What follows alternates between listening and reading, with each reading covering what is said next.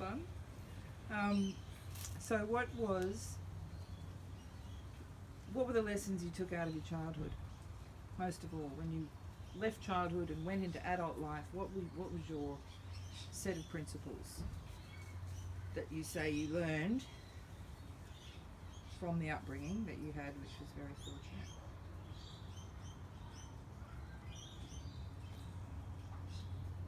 Well, the upbringing these days would be regarded as a bit narrow, but my father was a leading businessman in this tiny town, which is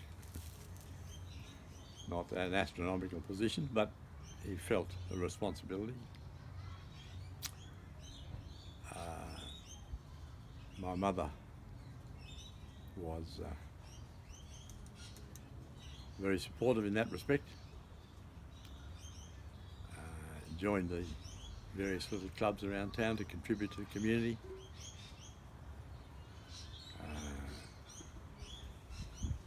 We were of an Anglican inclination as far as philosophy goes. So we learnt,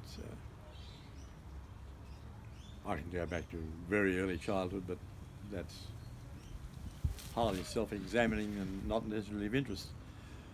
But getting towards age 10 and upwards, things start to gel a little bit more firmly.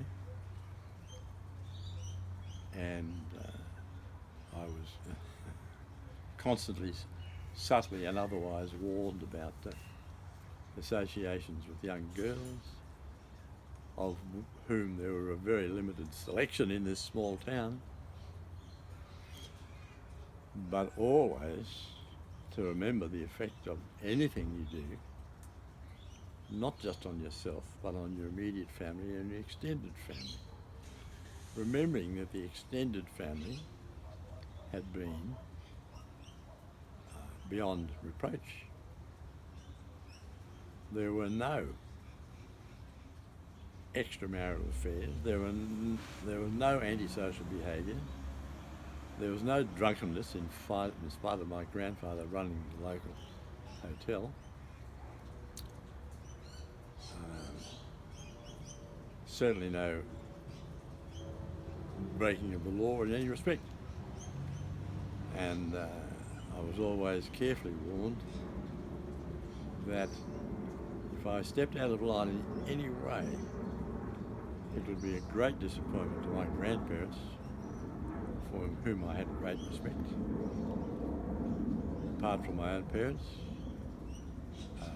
my grandparents' brothers and sisters who were all around, keeping an eye on me, thinking that this might be quite a prospective young lad with a future in life. What a great disappointment it would be to have him associated with some female of low life or easy attitudes. So in other words, very conservative. So you were still a child in that town when World War II happened? So how did that impact on the local community? Well, very much. World War I was still very much in mind. The War Memorial was regularly annually attended for Anzac Day services by a great many people. A great many people had lost family, young, strong, high quality, good character young men. So the outbreak of war was, especially from the old enemy, was a complete disaster. I can relate how the whole town pulled together to support the old country, the motherland, and the crown in this great conflict that had burst upon us, aggravated of course by the opportunistic Japanese adventure that they started on with Pearl Harbor. Absolutely horrendous. But everybody, without exception, was behind the effort to do what we could. Unlike in World War One, because World War One there was quite a large German migrant population in the district,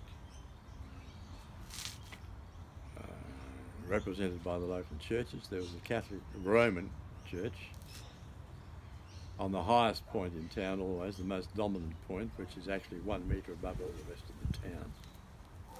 On the opposite side of the creek, there was an Anglican church, there was a Methodist church,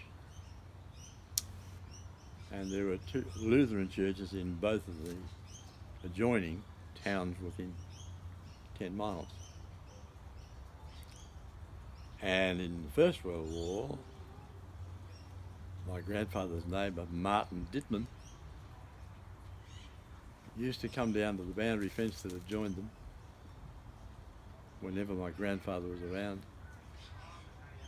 boasting about the great news of the advances that the Kaiser had made last week or last month, because of course the news was always a month behind in those days.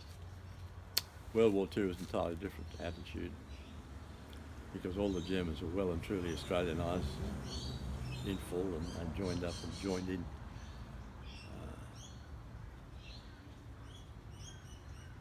Interesting. Yes.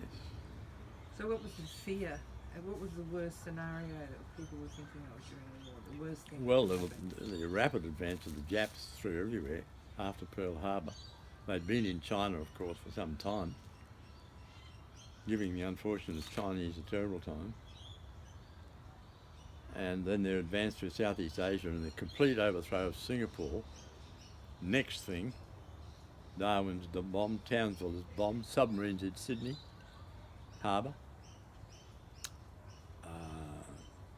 It was right at our doorstep. But we can still say today, Australia is one of the few places in the world that has never had a foreign adversary army on its shore. And we hope that remains. So what's your prognosis for the future? Are we on the verge of World War III? No, we're not on the verge.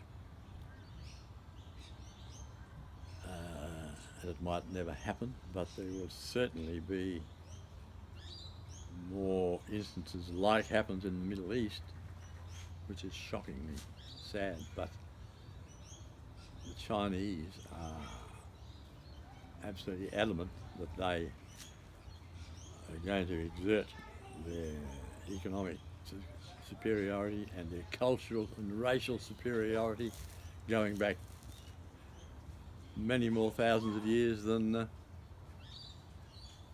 we do.